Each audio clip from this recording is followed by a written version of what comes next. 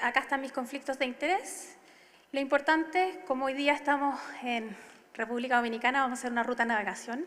Eso significa que primero veremos la enfermedad inflamatoria per se, los objetivos terapéuticos actuales, después iremos a ver los factores que afectan la adherencia, la seguridad según tipo de terapia y, por supuesto, veremos situaciones especiales en cuanto a adulto mayor y enfermedad y lactancia, en embarazo y lactancia, para ir viendo un acápite específico en ese aspecto. Y, por último, veremos las conclusiones. Sabemos que las enfermedades inflamatorias per se, su historia natural es ir a episodios de actividad y remisión. Por lo tanto, lo que nosotros tenemos que lograr con las terapias que vamos a utilizar es mantenernos en periodo de remisión en forma persistente y permanente. Pero esto, al saber que la historia natural afecta directamente a periodos que no va a haber actividad, muchas veces nuestros pacientes dicen: doctora, yo ya no tengo síntomas, ¿para qué voy a seguir con los medicamentos? Y eso es algo importante que ustedes tienen que recalcar, porque claramente si nosotros tenemos, en cuanto a la historia natural de la enfermedad, actividad pequeña, podemos tener cambio en el diagnóstico de la enfermedad entre un 2 a un 3%. Una proctitis que solo afecta al recto puede evolucionar a un compromiso más extenso y esto va a afectar entre un 30 a 40% de los pacientes. Y sabemos que a pesar de que el paciente se sienta asintomático y hay actividad endoscópica, eso también puede llevar a un riesgo de cáncer colorectal a futuro. Es por eso la importancia de que nosotros tengamos la certeza de que nuestros pacientes sepan que esta es una enfermedad que tiene actividad y remisión per se, pero que nosotros con el tratamiento tenemos que lograr que todas las complicaciones que se pueden ver al final puedan ser menores. Y lo bueno es que establecer que el cáncer colorectal con este nuevo tipos de terapias hemos logrado disminuir y acercarnos a un basal de una persona completamente sana. Los objetivos terapéuticos actuales del manejo de la enfermedad inflamatoria requieren una intervención precoz, reconocer los factores de riesgo que tienen nuestros pacientes para hacer una enfermedad de mayor dificultad y en todo paciente evaluar las terapias por objetivos. Con esto significa que si vamos a hacer una terapia por objetivos, tenemos que tener un control estrecho de nuestro paciente y, por lo tanto, nuestro paciente tiene que estar al tanto y comunicarse con él. Es así como vamos a llevar a cambiar el curso de la enfermedad y lograr una remisión persistente y evitar las complicaciones asociadas.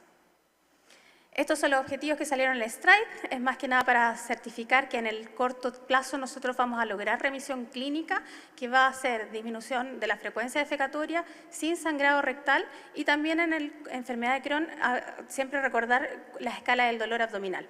Pero en el último tiempo se ha visto también que la calidad de vida también no se debe olvidar. En los síntomas intermedios tenemos que tener ya normalización de calprotectina fecal o biomarcadores como la PCR, y también en los niños es importante saber que su escala de crecimiento tiene que mejorar. A largo plazo estamos hablando en colitis ulcerosa 3 a 4 meses, donde nosotros hacemos un control endoscópico para ver curación endoscópica, y también en enfermedad de Crohn, que estos plazos se alargan un poco más por ser un compromiso transmural. Habitualmente estamos haciendo controles entre 6 y 9 meses. Pero es importante que, a pesar de que no son criterios formales, se está hablando ya en colitis ulcerosa lograr marcadores incluso de remisión histológica, y en la enfermedad de Crohn tener algunas otras imágenes para lograr la curación transmural, que podría ser una resonancia y una eco intestinal. Ahora bien, hemos logrado remisión clínica, curación de mucosa, en algunos casos como colitis ulcerosa nos vamos a poner más énfasis en buscar la curación histológica, que vamos a tener menos hospitalizaciones, menos ida al servicio de urgencia, pero también es importante saber que tenemos que prevenir complicaciones, mejorar calidad de vida, adecuarnos a las manifestaciones extraintestinales, ver la parte nutricional, el estrés psicológico que pueden tener nuestros pacientes incluso con una urgencia defecatoria, que no saben, que tienen que saber dónde está el lugar donde ir antes de salir de casa. Obviamente la vida sexual y la fertilidad se van afectando, y todo esto lleva a una discapacidad laboral, sobre todo pensando que en esta población es paciente completamente activa. Pero todo esto, si tenemos claros los objetivos, si no tenemos una adherencia adecuada al tratamiento, no vamos a lograr nunca esto.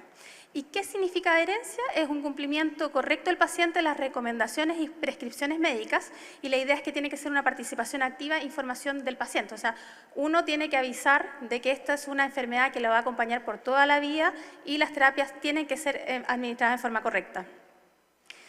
Cuando hablamos de adherencia adecuada, se habla que un paciente tiene que lograr entre 80 y 85% de la toma de las medicaciones.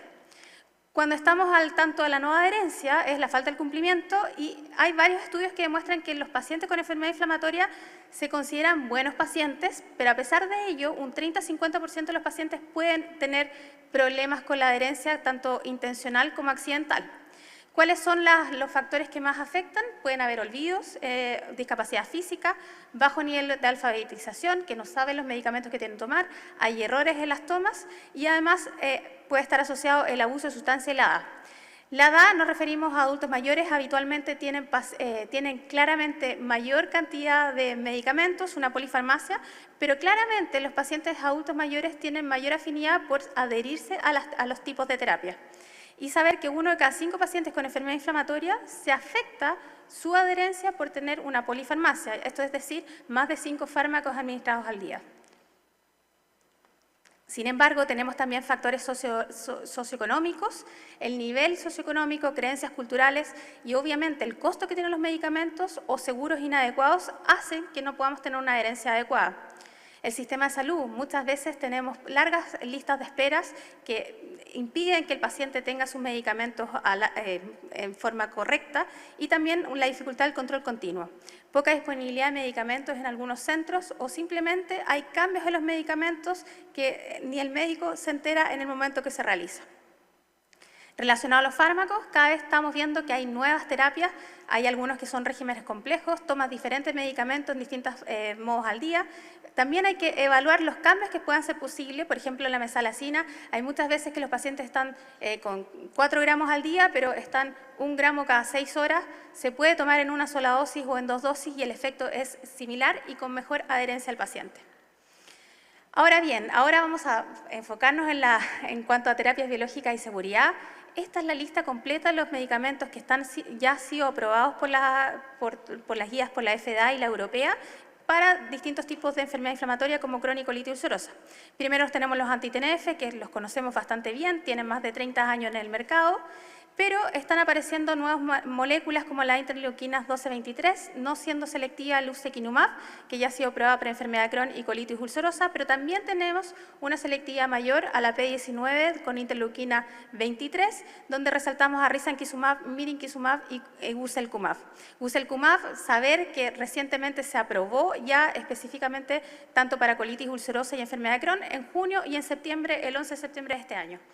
Y, por supuesto, tenemos unas nuevas vías moleculares, que son las moléculas pequeñas, que son fármacos de vía media corta, que tienen una acción rápida, y en este caso tenemos moduladores de la espongifuncina S1P, que está el osanimod y el etrasimod solamente en colitis ulcerosa y osanimod también en ese setting.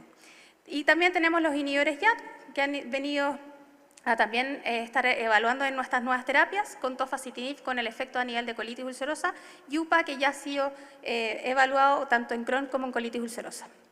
Ahora, enfocándonos a seguridad, toda vez que partamos terapias biológicas y moléculas pequeñas, lo más importante a establecer es la prevención primaria con las vacunas. Es ideal que los pacientes tengan las vacunas desde el inicio de su diagnóstico, porque así tenemos pacientes que no están con inmunosupresión, podemos hacer una respuesta inmune efectiva y siempre, obviamente, hay que comenzar de los pacientes el riesgo que tienen las terapias. Si partimos con azatropina, con tales que pueden hacer una reacción pancreática, hepatitis, alteraciones en linfopenia. Pero es importante saber que estos fármacos, a pesar de que al un inicio nos dijeron que eran poco seguros, que iba a haber más infecciones, más riesgo de neoplasia, si lo vemos en esta gráfica, podemos ver que la posibilidad de infecciones graves o infecciones severas es baja, pero tenemos que obviamente tener el cuidado pertinente. Estas son las recomendaciones de vacunas asociadas. Es importante recalcar que todo paciente con enfermedad inflamatoria debiese recibir inmunización por influenza, hepatitis B y también de neumococo. Y especial énfasis en cuanto a las moléculas pequeñas en relación al herpes zóster, que es ideal que si no tenemos vacuna recombinante, en Chile no la tenemos, que es el Shingrix, pero en Argentina sí la tienen, esa, si no es recombinante, debe utilizarse 4 semanas antes de iniciar el tratamiento, porque si no tenemos un riesgo mayor con moléculas pequeñas. En cuanto al estudio de tuberculosis, que eso sí tenemos que ser muy enfáticos en nuestros países, tenemos distintos tipos de estudios para solicitarlos con los IGRAS, cuantiferón TBC, también tenemos técnica ELISA y además el PPD, que es una técnica local en piel. Es importante saber que si es un resultado indeterminado, hay que buscar otra técnica para buscar si efectivamente estamos relacionados con una TBC latente y si este segundo estudio sale positivo, hay que tratarlo. Si un primer estudio sale indeterminado y el segundo estudio sale indeterminado, tratarlo también.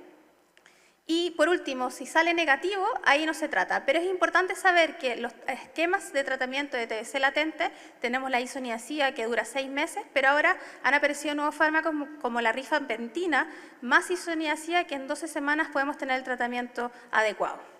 Y es importante que en estos pacientes que están en terapia biológica, todos deben tener un control anual si están en estas terapias. O sea, seguir buscando y pesquisando a tiempo para no tener una TBC diseminada en el momento de estar con estos fármacos. ¿Qué dicen las guías en el tratamiento? En pacientes naïf podemos utilizar infliximab o velocimab en colitis ulcerosa y en falla anti-TNF hablan ya del uso de ustekinumab o tofacitinib. Pero sabemos que las guías van un poco atrás de lo que realmente está actualmente y sabemos que las moléculas pequeñas han tenido un nuevo énfasis y las interleuquinas 23, por su rápida acción y por su gran llegada, han logrado reposicionar estas terapias. En Crohn tenemos pacientes naïf, podemos utilizar infliximab, adalimumab o ustekinumab como primera línea y se hace un poco menor la posibilidad de vedolizumab porque no es más efectivo. Pero eso tenemos que tener en consideración que en pacientes naïf, en pacientes con Crohn de colon, vedolizumab tiene una muy buena respuesta. Sin embargo, ya pasado a una falla anti-TNF, esta respuesta es menor y ahí la idea de utilizar ustekinumab y estas nuevas moléculas se hace cada vez más preciso.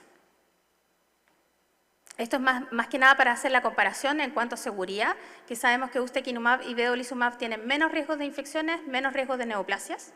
Y por último, establecer un poco de inmunogenicidad. Este es un trabajo que hizo el grupo de Andrés Yarur en Los Ángeles, que es el Combo Study, que estableció cómo la inmunogenicidad puede afectar a nuestros pacientes. Sabemos ya que infliximab, todas las moléculas quiméricos como anti-TNF pueden tener más riesgo de inmunogenicidad. Sin embargo, no está establecido bien, sabíamos que la formación de anticuerpos era baja, pero este es un primer estudio que habla de acompañarlo a azatropina y metotrexato vía oral. Y acá lo que se hizo fue, en dosis de mantenimiento estándar con infliximab, ustekinumab y vedolizumab, se vio cuál era la efectividad y con el uso de infliximab, los niveles de infliximab se ven claramente mejores si tenemos asociados a una tiopurina o a un metotrexato, que están en las cuadras el gráfico en azul con metotrexato, y dependiendo de los niveles del metabolito de azatropina, también vemos un efecto mayor en relación a su nivel de infliximab. Por otro lado, cuando tenemos vedolizumab y ustekinumab, sabemos que los niveles no se afectan con el uso de inmunomoduladores y tampoco la cantidad de anticuerpos que se van formando. O sea, son anticuerpos pequeños, no hay variabilidad en la dosis que utilicemos de azatropina o metotrexato. Entonces, en el seguimiento de estos pacientes se vio que a las 48 semanas la mayoría se mantenía con buena respuesta, pero en infliximab un 29% tenía pérdida de respuesta secundaria, en vedolizumab 16% y 26% en USTE. Pero aquí, ¿qué factores se vieron? Es que nosotros tenemos que tener niveles elevados de infliximab, niveles adecuados de inmunomodulador, por lo tanto se recomienda hacer seguimiento, y el infliximab con monoterapia habla que tiene un mayor riesgo.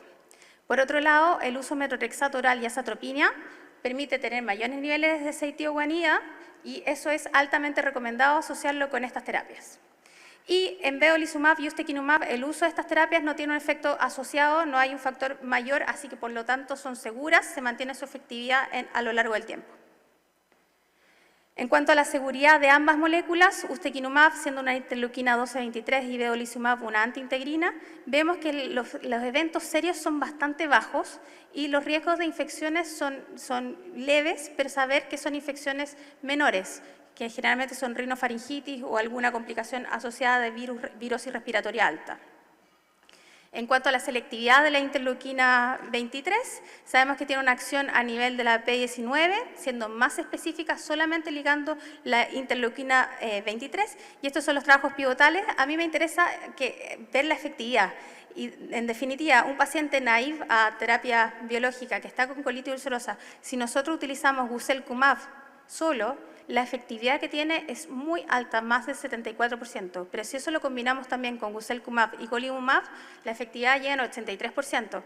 Estos son parte de los trabajos pivotales. Trabajos pivotales de infliximab, teníamos respuesta del 30%, hay trabajos de moléculas pequeñas que son menores y que vemos que la evaluación en el mundo real siempre es mejor. Y en cuanto a enfermedad de Crohn, el Galaxy 2 y 3 también demostró que a distintos tipos de dosis, esta es una randomización doble ciego, randomizado 1 es a 1 es a 1, o sea, tenía un cuarto de las posibilidades de estar en placebo, por lo tanto, varios pacientes tuvieron la posibilidad de lograr llegar al medicamento. Vemos que la efectividad en Galaxy 2 y en Galaxy 3 es bastante buena, llegando hasta el 54%.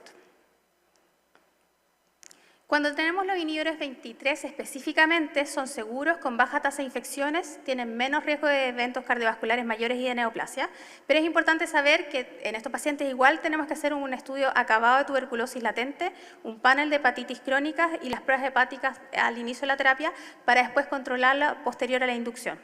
En la fase de mantenimiento, sí o sí hay que controlar un hemograma con un perfil hepático cada 3 o 6 meses, porque esto es lo que se ha visto hasta ahora. Obviamente estos son medicamentos que tienen menos años en el mercado, Guselkumab, como les decía, recién se aprobó, pero hay que estar monitorizando y ver qué es lo que va a pasar a futuro.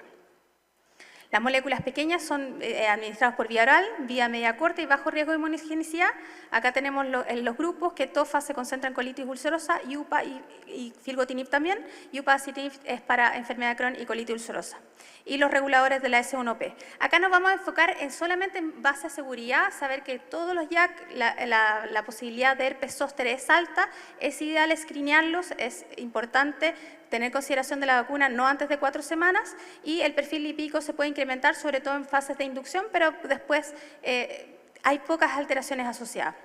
Y es importante saber que también está el riesgo tromboembólico, que lo vamos a ver asociado a que las reacciones adversas incluidas se ve riesgo tromboembólico. Salió un warning de la FDA del 2021 que estableció que estos pacientes tenían un mayor riesgo de eventos tromboembólicos y cardiovasculares, pero haciendo un análisis posterior se vio que estos pacientes a dosis mayores era el mayor riesgo, por lo tanto se recomienda que mientras podamos bajar las dosis, estable obviamente el paciente, podemos hacerlo, pero saber también que esto era una cohorte de pacientes que eran mayores de 65 años, tenían comorbilidades asociadas a la artritis reumatoide. Entonces, este setting de pacientes no se vio tan afectado en enfermedad inflamatoria intestinal. Pero sí el riesgo que es patente es lo que tenemos que ver con el uso de posibilidades de desarrollar una varicela zóster, que está asociado a mayor número de terapia, con tofacitinib de 10 tiene un 10% de riesgo de tenerlo, pero saber que eso también tiene que ver con el uso previo de anti-TNF, mayores de 60 años y un IMC bajo también es un factor de riesgo a tener varicela zóster. En cambio, en los inhibidores de la S1P se han visto factores como el osánimo y el otrásimo de generar hipertensión. De hecho, para nosotros partir osánimo tenemos que partir con dosis a titulación hasta llegar a 0,92 miligramos, que es la dosis estándar. También en aquellos pacientes hipertensos y sobre todo diabéticos se ha visto el edema macular y con la administración de las primeras dosis se ha visto bradicardia. Por lo tanto, tienen contraindicación absoluta aquellos pacientes que tengan un bloqueo AB de primer y segundo grado, ya por la posibilidad de tener alteraciones y también problemas en la alteración del QT. La linfopenia es conocida por el mecanismo de acción de este fármaco, secuestra a nivel del linfocito T, a nivel del ganglio linfático, por lo tanto se conoce el riesgo de linfopenia, pero es una linfopenia relativa que hay que ir obviamente evaluando y también hay alteraciones en las pruebas hepáticas.